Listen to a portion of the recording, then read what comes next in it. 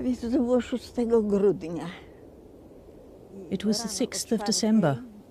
We were woken at 4 o'clock in the morning, as always. We had to undress and then, naked, go outside. It was snowing. All the women had to go outside onto this field, and there we stood, without food, with nothing, in this sleet, until 4 o'clock in the afternoon. Then they opened the gate, and there, next to the ditches, stood the SS women, with sticks and whips.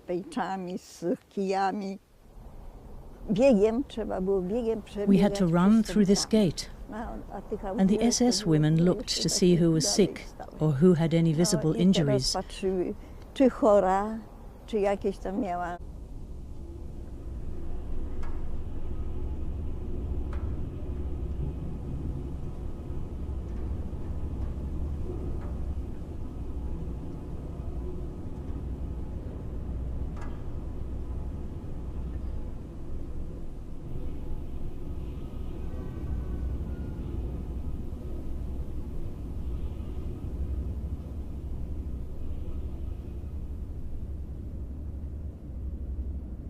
When you arrive in Auschwitz, you know that's the end. You have to prepare yourself.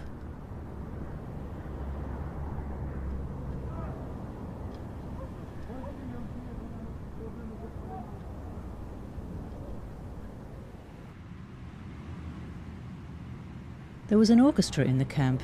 I hadn't known that, and they were looking for people who could take part. They didn't have a cello. I can play the cello. That saved my life. You know, you have to imagine it. I was stark naked, with no hair and a number on my arm, and suddenly cello playing became important.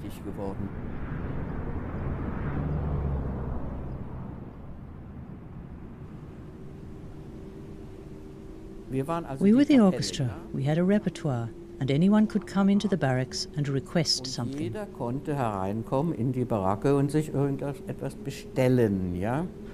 And one day Mengele came in and wanted to hear Schumann's Träumerei. That a man like Mengele even knew that there was such a piece of music. Der wusste, dass Schumann ein Stück geschrieben hat, das heißt die Träumerei.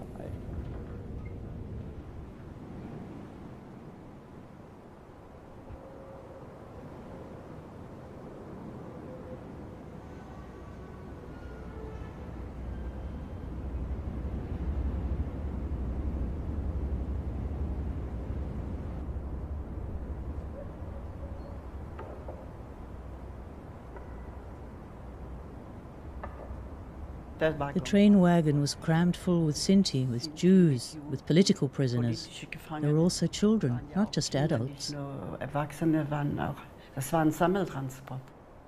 And pregnant women, who were heavily pregnant, and then the baby just fell through, because they weren't allowed to get out of line, or they would have been shot. And then the baby just lay there.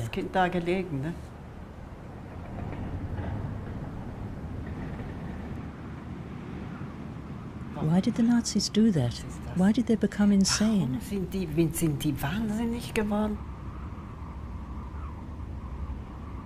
And in front of me was a Polish Roma woman. She had an older daughter, and the little one, I'll never forget it.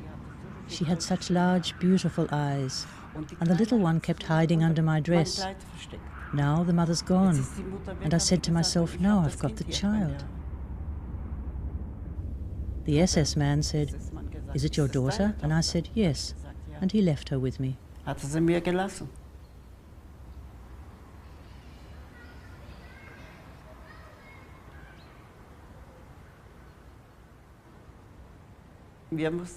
Then we had to shovel away the human ashes, and I still had the little one with me.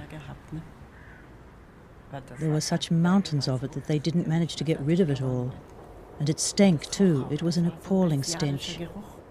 And then she kept clinging onto my skirt. Never in my life will I forget that.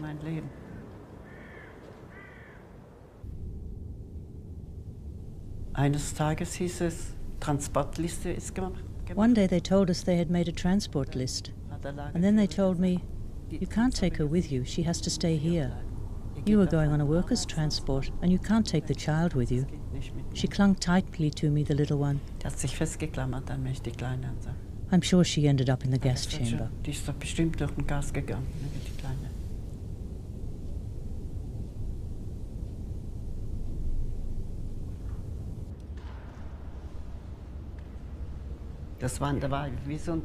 There was a trough, like a horse's trough. Then I just sat down on it and washed myself. I got undressed. I can remember an old man came in. And you know, I felt no shame anymore. Man kein Schamgefühl mehr gehabt, wissen Sie?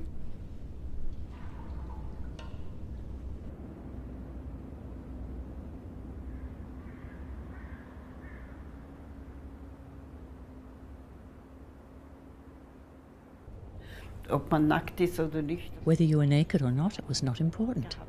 We had lost everything. Everything was gone. We were nothing anymore.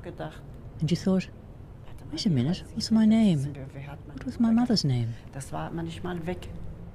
We were not in the world anymore. Man war nicht mehr da auf dieser Welt.